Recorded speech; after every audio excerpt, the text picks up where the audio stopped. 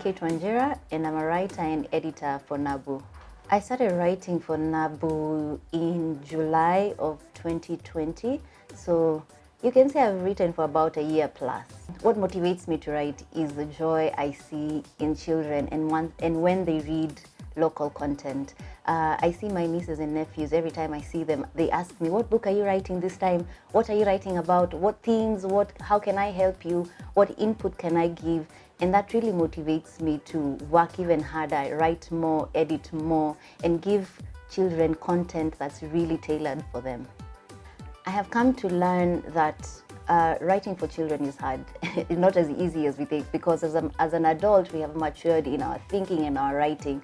But for writing for children, you have to come down to a children's level and think the way they would ideally think, and talk the way they would talk, and give them what entertains them. So it has been a challenge, but at the same time, a fantastic growth in my writing and in my creativity. I have come to also learn how to develop different characters for different themes.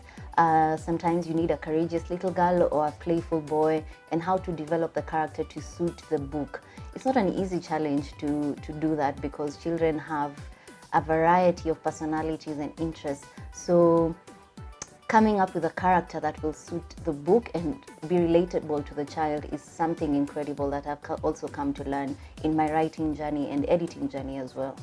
Having culturally relevant books is important for children, because I remember when I was growing up, I saw books about Rapunzel, Cinderella, and really locations, names, people that I could not relate to. So at NABU, we aim to provide books that children will be able to see themselves in. I never saw a child with curly hair in a storybook, but now there is that.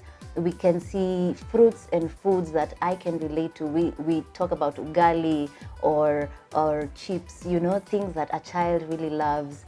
Books that will preserve our culture. We are currently working on books about Kenyan history, a book like Mekatilili or the story of independence. So stories like that will help preserve our culture from one generation to another.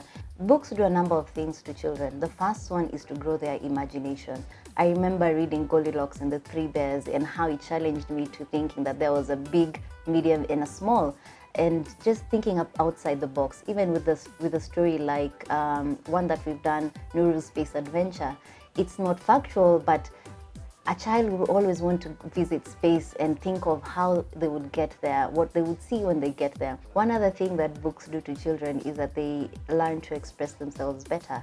Once they read and learn how to read very well, they know how to use certain words as they learn the new words in the book. And one thing that we do as NABU is with the leveling system, it helps a child read a book that is curated for their age. And one thing that we're trying to do at NABU is to explain this more, write about this more, teach children where they come from, their history. We are working on a book about the Mau Mau and the story of independence in Kenya. So this will be able to teach children way before they go to school, or way before they learn about it in class, about what happened during the fight for independence, what happened, who are the main characters, what went on during this period of time. So it also helps to preserve our culture and push our culture from one generation to the other. There's something about reading that takes you from the present, where we're living right now, to whatever fantasy world that the book is based on. Books also help parents and children to bond. And as you're reading the story to your child, it brings you closer. They ask you questions and you answer them, and the relationship becomes even tighter and closer. So those are some of the benefits that books give to children. My advice for parents and guardians would be to download the free NABU app that is available on iOS Store and Google Play Store. The app is tailored to your child's age, to your child's interests, to your child's personality. The books are translated into different languages. In Kenya, we offer English and Swahili. In Rwanda, we have English and Kinyarwanda. In Haiti, we have Haitian Creole and English books. So each child is catered to depending on their location and their language the language that they speak. Our app is very interactive. We can have different profiles for each child. If you have 3 children in your home, you can have different profiles for each child, and the parent is able to monitor what book their child has read or is about to read. And I will leave you with this famous quote: "There is no such thing as a child who hates to read. there are only children who have not found the right book. And on the NABU app, your child is sure to find the right book.